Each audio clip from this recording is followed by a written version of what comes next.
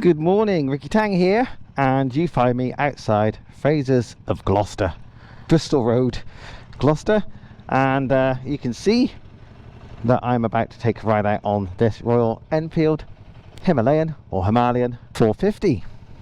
Now I've arrived on my Kawasaki Versys 300, and so the way I'm coming at this video is with a question: could the Himalayan 450 replace my Versys 300? So I'll talk about the pros and cons of this bike, and I'll give you my first impressions on this bike, because this is the first time I've ridden the 450. So let's face facts. There's probably nothing I could say about the Royal Enfield Himalayan 450 that hasn't already been said by other riders, reviewers and owners. But I come at this bike from having owned and still owning a Kawasaki Versys-X 300, which I enjoy very much. There's hardly anything that I would change on that bike, apart from one or two things. And it's those one or two things that actually drove me to purchase a KTM 390 Adventure, the last generation one, about 2023. And the plan was for the Adventure to replace the Versys. I actually had both at the same time, but in the end the KTM was sold or traded in, and I kept the Versys. So I do like the Versys a lot, and every time I take it for a ride after maybe a few months off, I'm reminded of how much I enjoy riding the thing. So just quickly, pros on the Kawasaki, why I like it so much. One, lightweight. The official claim weight of that bike is 175 kilograms with fuel. Now I have some accessories on that bike which will add to the weight, I think. Probably the crash bars, the rear rack, centre stand maybe might add to that initial weight claim. The KTM is even lighter. I think that was 168 kilograms wet. It did feel, noticeably lighter, but I had some issues with the KTM which I didn't like, and that's why I sold it. I'll come back to that in a bit. So pros on the Kawasaki is lightness. Economy is good, over 70 miles per gallon all the time. About 76 miles per gallon it generally averages on the fuel economy display on the bike. And it's got a 17 litre tank, so you could do over 200 miles easy on that bike. Also, like for a bike that's kind of aimed at the off-road market, although it's not really an off-road motorbike as such, it's got a low seat height. I prefer that. I'm being a little bit awkward, but I would prefer my off-road bike to have a relatively low seat height. I'm not a motocrosser, I'm not a enduro rider. I do a little bit of green laning now and again, so I don't mind compromising ground clearance for being able to securely put both feet down on the ground if I have to, as long as the road's not too, or the ground is not too uneven. Now another thing I like on the Kawasaki is wind protection. It's got a large fairing, keeps my legs warm basically in riding in colder weathers, and I've also lashed up kind of a Frankenstein's monster of a windscreen. So another thing I want on my kind of small adventure travel bike is a lot of wind protection. I know some people don't care about wind protection, they're not fussed, and indeed I've owned naked bikes in the past which have no wind protection. But for my little adventure travel bike, I prefer to have a lot of wind protection. I want to be hidden behind that screen, protected from the wind, and the Kawasaki does that very well. But then we come to the cons. There aren't too many, namely two really that I can think of off the top of my head. And one, it's the fact that it's a 300cc parallel twin. So each cylinder is basically less than 150cc. And in many ways, riding this bike, or riding the Kawasaki, is much like riding a 125. That's what it kind of reminds me of. if you want to make progress, you have to wring out the engine up towards the top end of the revs. The red line's at 12,000 RPM. When I'm on the motorway in the UK, 70 miles an hour, I think it's over 7,000 RPM cruising. So the engine always sounds busy when you're doing some distance on a bigger road. And you have to tune that out. There's no way around that unless you slow down and get off the motorways, which is an option, but then it takes longer to get to where you're going. The small engine leads me to the kind of the second issue, really. Is that you have to use the gearbox a lot. Now the gearbox is nice to use, but typically I find myself in 4th gear by the time I've reached 30 miles an hour, and by the time I'm at 35 I'm typically at 5th gear. So you're always working the gearbox, which is, you know, it just gets a little bit, not distracting, not even tiring. It's just, I just wish I didn't have to do it quite so often. The Kawasaki has a good little spread of torque from about 3 to 6,000 RPM, but after that the engine feels rather flat and lifeless. You just go faster and make more noise. So here we are on the Himalayan 450, and in comparison to my Versys, what do I find? Well, first thing I found was when I lifted it off the side stand. Leans quite a long way over on the side stand, and you can feel straight away that it's heavier than the Kawasaki by a good amount. And officially that is true, can't argue with it. I think this bike's about 196 kilograms of wet, so it's some 20 kilograms heavier than my Kawasaki. On the plus side, I can just about flat foot it on both feet at the same time when I come to a stop. That is nice. So the seat height is not too high, unlike the KTM 390 Adventure. That didn't have an especially high seat height, but it was higher than this, higher than the Kawasaki, and I wasn't a fan of not being able to securely put both feet down on the ground when I come to a stop. So far, in weight, Kawasaki wins. In getting your feet down at a standstill, it's a draw between both bikes. Oh, another thing I had to mention about the Kawasaki is the suspension. I think it does a reasonable job for a 6-year-old budget Japanese motorbike. Yeah, the Kawasaki does feel rather on the stiffly sprung side. And in comparison, first impressions is that the damping quality on this bike feels pretty good. No initial complaints. So we'll come back to that later. What is definitely an improvement, as you can well imagine, is the engine performance and throttle response. We have torque. We have a good amount of it actually. It accelerates pretty keenly. I'd like to get it on some open roads a little later and see what it's like at higher speeds. But initially, I'm pleased with the way the bike accelerates. Power, this bike wins. Torque, this bike wins. Vibration, Kawasaki wins. Yes, so you can imagine this being a big thumper, big single cylinder bike. It does vibrate somewhat. Now, I'll be curious to know what it's like on the motorway or the dual carriageway. So let's step out of the comparisons for a moment and let me tell you what the bike feels like to ride generally. Ergonomics are really good. They do feel a little dirt bike style. The bars are relatively high. You can see probably, well, hopefully you can see quite a bend in my elbows, although action cameras do have a habit of flattening out the image. Sometimes I look back at videos and it makes it look like my arms are straight and locked when they're not.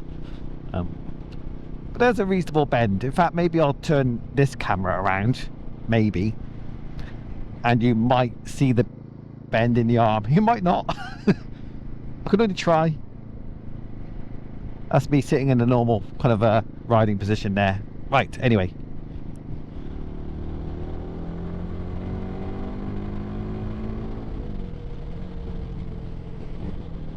I've just given it a little squirt of acceleration in 4th gear up to 60. And certainly this bike will be capable of carrying a good average speed on the back roads.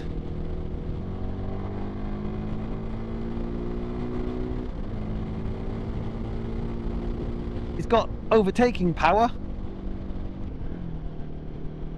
Standing up. Let's get round this corner first, shall we? Oh, standing up is not a problem on this bike, similar to the Kawasaki. Oh, fuel range. Now, stupidly, I don't know why, I basically filled the tank earlier. You're welcome, Frasers. And it just said fuel range 200 miles. So I know it's a 17 litre tank, so potentially I've got the same sort of fuel range that I have on the Kawasaki, which would be nice to know. It's nice just to not have to fill your tank up very often.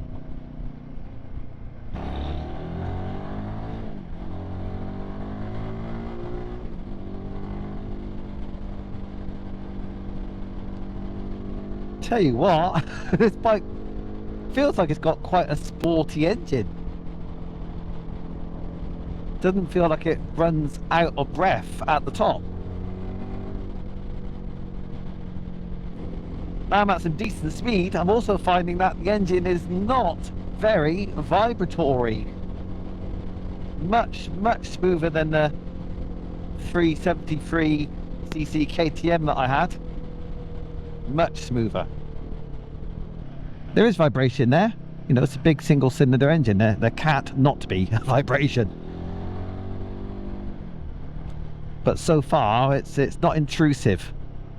On that KTM it became very intrusive for me. Obviously with this bike you also have phone connectivity. Once you download the app you'll have potentially Google Maps navigation right on the screen itself, which is a nice thing to have because I often use navigation on a motorbike. And potentially the phone is what I usually use for navigation.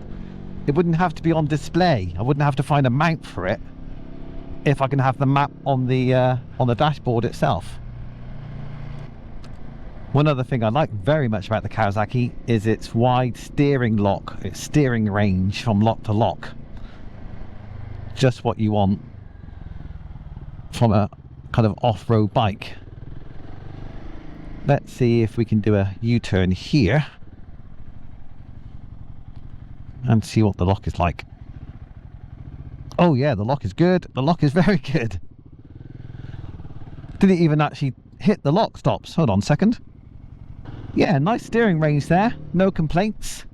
We're not really keeping a score in the comparison between the Kawasaki and the Royal Enfield here. But the Royal Enfield is acquitting itself very well. It really doesn't feel like I'm riding a bike with a 21-inch front wheel at all. Not in a kind of conventional sense anyway. I know I have rather road-biased Seat tyres on the bike.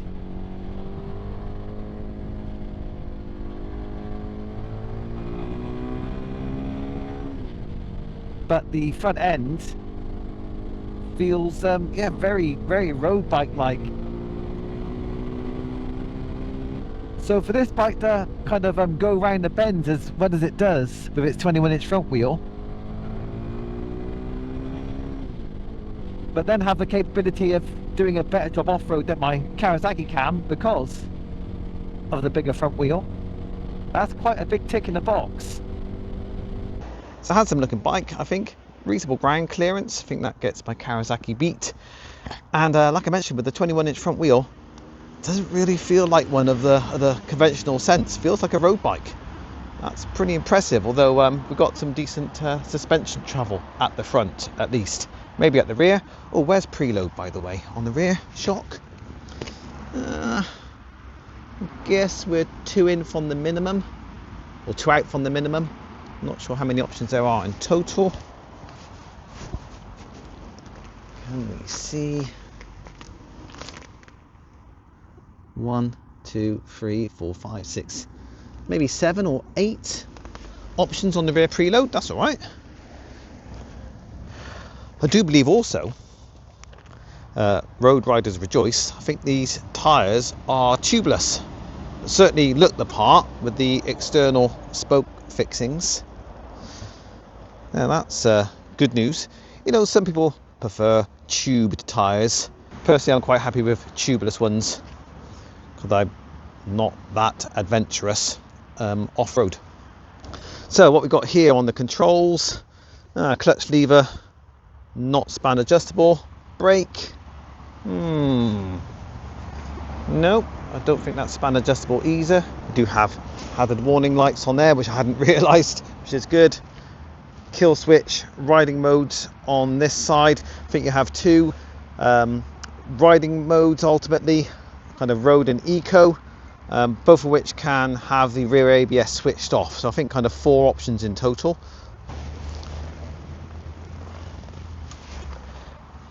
And that is the problem initially, I find. Just getting it off the main stand does give the impression that it's a heavy bike. I made a meal out of that attempt at getting on the main stand. I just took it slowly. The pivot point's not bad. It feels a little heavy getting it on the stand, but it's not bad overall. Quite a chunky side stand, that. One of the biggest or strongest looking side stands I think I've ever seen. Vibre brakes, kind of a Brembo subsidiary. So yeah, stops effectively, just feels a little bit dead when you're braking.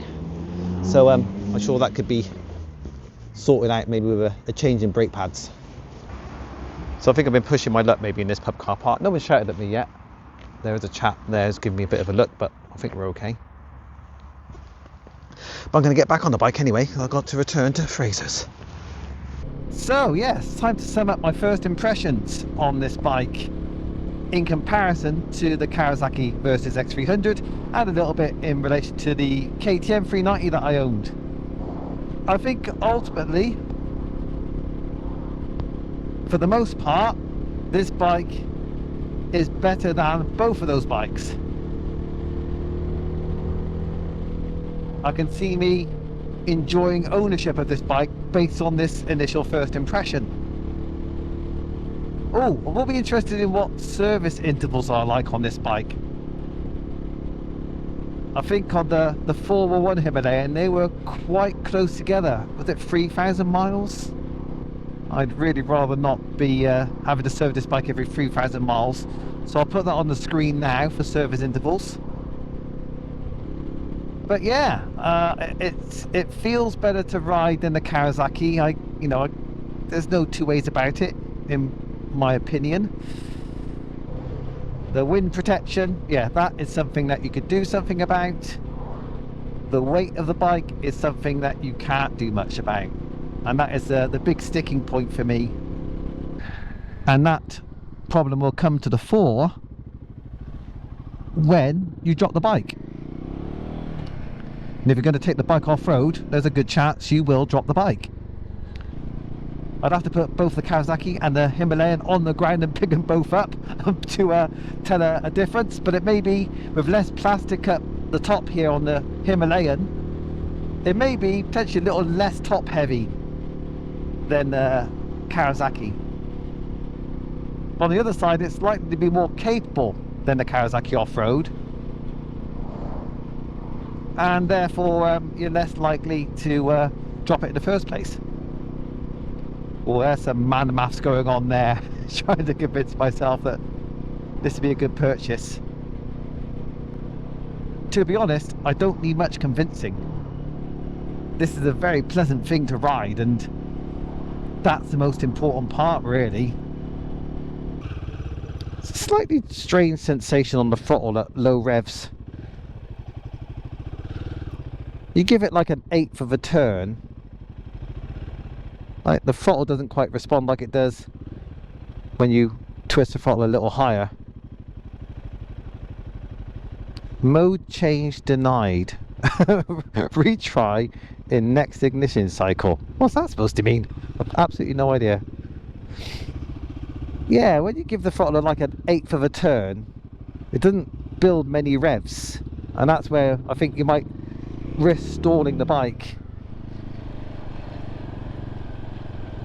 So if you're in tricky conditions, maybe give the throttle a little bit more twist than you might on a carbureted bike, just to get the revs up a little bit to avoid or minimize the risk of stalling. One last chance to feel the vibrations. Now I'm at 70. Earlier on I could feel vibrations through the foot pegs. Must have been at a different set of revs, because here at about 5,700 the foot pegs are actually smooth. That's quite surprising. Handlebars pretty smooth. There's a fair bit of vibration coming through the seat into my bottom, but it's not as severe as the KTM was. So that's about it from me, I think. Hopefully I'll see you down there in the comments. Let me know what you think about this ride and the Kawasaki and the KTM and this Himalayan. So now I've come off the Himalayan, just parked over there. Thanks again to Luke and James at Versys for letting me out on the bike. I can now do a quick comparison side by side to the Kawasaki, the dirty Kawasaki. Sorry, it's still a bit grubby after its last couple of off-road forays. So immediately, yeah, lighter to just paddle around on. Lighter to lift off the side stand.